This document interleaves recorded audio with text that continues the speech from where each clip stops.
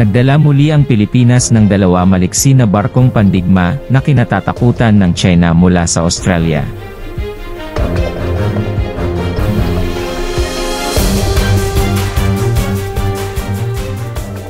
Sa isang makabuluhang pag-unlad na sumasalamin sa umuusbong na geopolitical landscape sa South China Sea, opisyal na tinanggap ng Pilipinas ang 2 barkong pandigma ng Australia, kabilang ang HMAS Launceston, sa isang hakbang na nagdulot ng mga alalahanin sa China.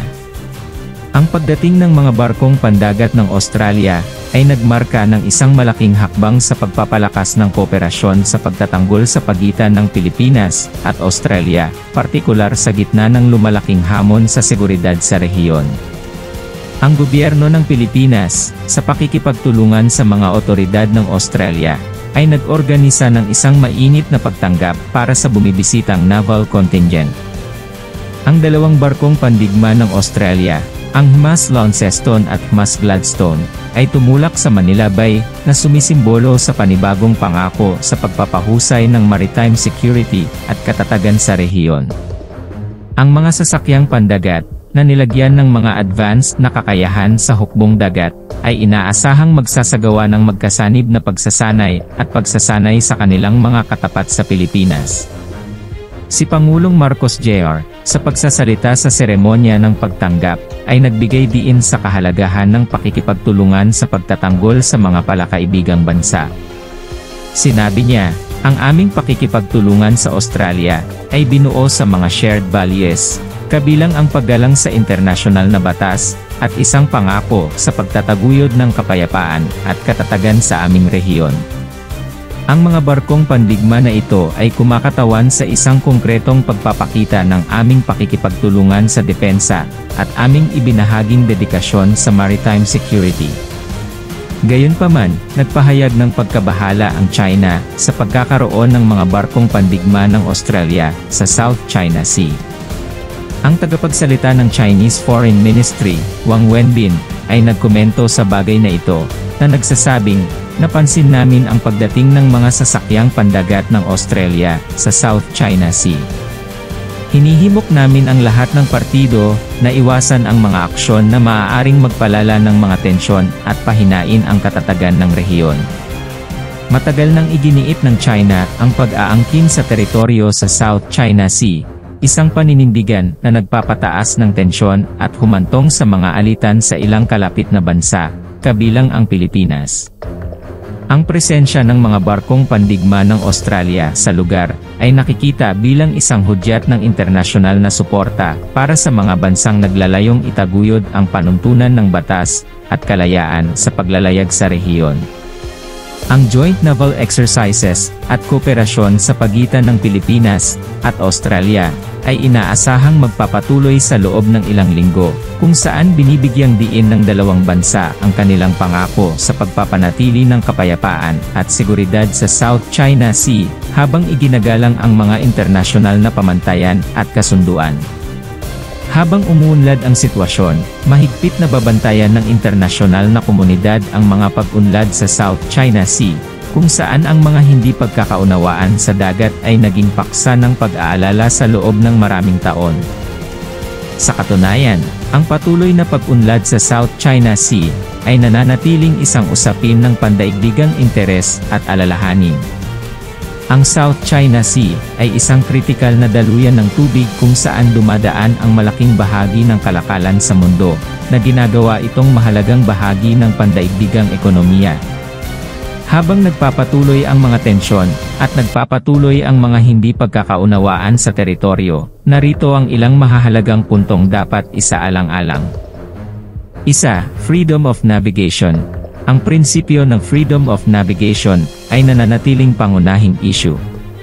Maraming mga bansa, kabilang ang Estados Unidos, at mga kaalyado nito, ang naggigiit ng karapatang maglayag at lumipad sa mga internasyonal na katubigan at espasyo ng himpapawid ng walang labis na panghihimasok. Ang prinsipyong ito ay nakapaloob sa internasyonal na batas, at anumang pagsisikap na higpitan ito ay mahigpit na sinusubaybayan. 2. Mga pagtatalo sa teritorial. Maraming bansa, kabilang ang China, Pilipinas, Vietnam, Malaysia, Taiwan, at Brunei, ay may nakikipagkumpetensyang pag-angkin sa teritoryo sa South China Sea. Ang mga pagtatalo na ito ay nagsasangkot ng mga isyu ng soberanya sa mga isla, bato, at mga tampok na pandagat. Bawat isa ay may sariling hanay ng makasaysayang at legal na mga katwiran. 3. Mga aktibidad militar. Ang South China Sea ay nakakita ng isang makabuluhang pagtaas ng militar sa mga nakaraang taon, na may iba't ibang mga bansa na pinahusay ang kanilang mga kakayahan sa hukbong dagat at himpapawid. Ang pagkakaroon ng mga asset ng militar, kabilang ang mga sasakyang pandagat at sasakyang panghimpapawid ng militar, ay nagdaragdag sa mga tensyon sa rehiyon. 4. Internasyonal na arbitrasyon. Dinala ng Pilipinas ang kaso nito laban sa mga pag-aangkin ng teritoryo ng China sa South China Sea sa permanenteng hukuman ng arbitrasyon noong 2013. Noong 2016 na, nagpasya ang korte pabor sa Pilipinas, na nagsasaad na ang mga makasaysayang pag-angkin ng China ay hindi umaayon sa internasyonal batas. Gayunpaman, tinanggihan ng China ang desisyon.